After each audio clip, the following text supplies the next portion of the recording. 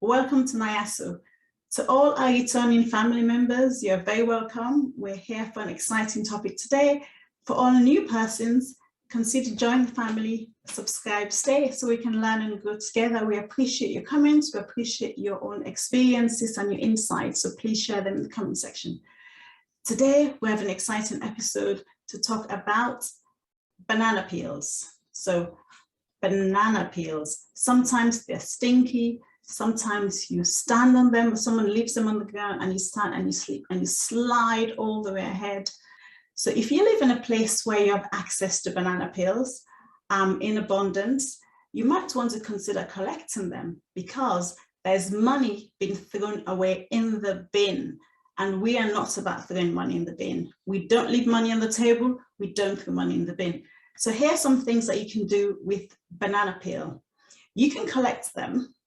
And for those students, graduates, young professionals, summer's coming, so you may have some time in your hands to experiment with collecting some banana peels, drying them out in the sun, just for them to dry in the sun, pounding them to a fine powder, or grinding them and drying them out again. Keep an eye on them that they're completely dry. That dried banana peel is priceless. So the first thing we're going to talk about is banana peel is a natural fertilizer. That's right.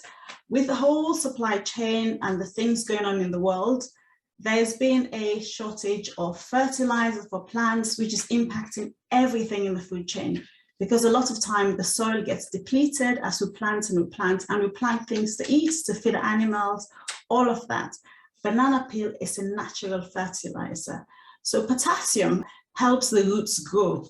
They help them go strong. They regulate enzyme, they strengthen the stem, they prevent disease.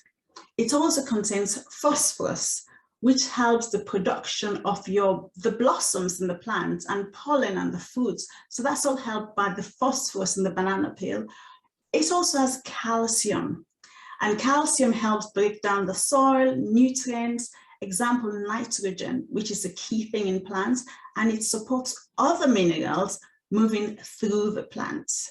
Magnesium supports photosynthesis. Now, I remember that word from primary school, and we spend so much time, especially in the African school system, drawing all the details of photosynthesis.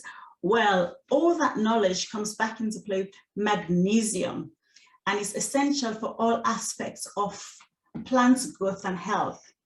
So how can you use banana peel in the garden? Well, you dry it, you grind it, and you can use it you can put it into the soil, or it can be used as compost. Banana peel is also used as pest control. So the banana peel, the water that contains the banana peel nutrients now can be sprayed on your plants, and it deters things like aphids, green aphids, and other pests. So first, you can just grind it, add it to the soil. Second, you can soak it in water and then use that banana peel water, which can act both nutritionally for your plants and as pest control. Also, which is new and exciting, you can make banana peel vinegar. Now, a lot of people have heard of apple cider vinegar, but there's banana peel vinegar. And how do they get banana peel vinegar? You take the ground banana peel that's dried, you soak it in water, but instead of a week, you can soak it for 4 weeks to 6 weeks, and then again you strain the substance, and that is fermented and is good for plants that love acids. Okay, so you can take the banana peel powder, and it has properties, oil controlling properties, and it works for acne, against skin clogging. It's high in vitamin C, it has antioxidants, it improves skin elasticity and spots and gets rid of spots. So you can make a banana peel mask where you put the ground banana peel in a little bit of water. You can add some egg and you can put it on your face as a banana peel mask. Body scrub. So you take the banana peel, the dried banana peel, and you can add powdered oatmeal. You can add some sugar to it, you can add some milk to it, make it into a paste, and you can add it to your body, and it's a body scrub. And you can leave it for 30 minutes to dry, and then gently wash it off. Peel. Other thing you can do with the banana peel, you can make, this is very, very common throughout, definitely throughout West Africa, and I'd like to think perhaps other parts of the continent, is the wonderful black soap. Black soap has become so popular in Western countries for its nutritional values and properties from the banana peel from which it's made. And when it's sold, it is so expensive in the West. So if your country is importing soap, then you are leaving money on the table, because why are you not making banana peel or black soap that then is sold in your country, which is expensive to buy? You can, everyone can Google it, look up black soap, see the prices, see the countries that sell black soap, see how much they're selling it for. So if your country is importing soap and yet you have access to banana peel, you could be making soap that you could, banana peel soap, black soap, that you could package very nicely, and you can enter into the soap market for an organic and nutritious alternative. So black soap, how do you make black soap? Black soap is, it's got an oil component, so you can use, if you're in the tropics, you can use pantry oil, you can use shea butter, you can use cocoa oil or olive oil, so you have an oil base. And you need obviously the banana peels, you need water, distilled water, and then you need a mold to pour the completed mixture in so that it solidifies in a shape, and then you need essential oil, and the essential oil will be like your fragrance. So how do they make black soap? Generally speaking, it's like this. Note their variation in different places and different parts of the world, how they may make it. But you burn the banana peel to ashes. So if you've dried it, you can just burn it to ashes. And then when the ashes are done dry, you add some distilled water. And when you mix that in, the distilled water, and then you add your oil.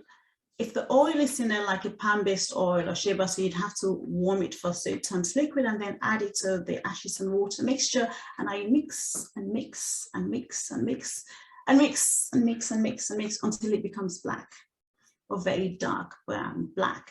So once it's mixed, then you can pour it in the shapes that you have, and then it will cool down for a period of time, and you can do your packaging. There's some variations with that. If you want your soap to be super smooth, then you will filter the banana peel mixture to remove the choppier bits, so it's all completely smooth. If you want the soap to feel that's exfoliating, to have like bits in it which removes dead skin and things, then you can leave it so it's not super fine banana peel powder, it has those in it, and it will just make the soap like that. So then you can choose what type of soap you want to make, and you can make a variety. Also with the essential oils, if you want your result in black soap to have a particular type of smell from an essential oil that you think would be widely desirable, then you can add the essential oil to it to give it that smell. Although the banana peel and black soap in itself, in its natural organic form, is just really nice, cleansing and wholesome, just the way it is. And in terms of the molds that you use to pour the soap mixture in, you can find ones with different shapes. Sometimes they use silicone molds, but you can see what's available to you locally that you can use. And this is for experimenting, because I haven't talked here about how much banana peel you use or the quantities of water. But if you Google, you can see there are people who have made it. And as you experiment, you will see what constituent works better for what you may want to use yourself, try and sell to your family or make for your family to experiment. And then once you arrive at a place that's really great, then you can say, okay, now it's packaging. One of the things that we have to get a lot better on is how we present things. Like sometimes I get into the store and it would be African black soap, and they're presenting it so beautifully, like in a super nice packaging, colorful packaging or simple packaging. And you know, you go into the shops where they have like 5 things on the shelf and each thing is super expensive. It's all about the packaging. So when you make your soap, just remember the packaging is also very important. Banana peel, apparently, this is something that I haven't seen or tasted before, but there's banana peel rum. That's right. It's just about anything can be turned into alcohol and fermented. So for those who are in the brewery kind of area, you can make banana peel rum. And when you experiment, please leave comments below to say how that worked, how well that may or may not work.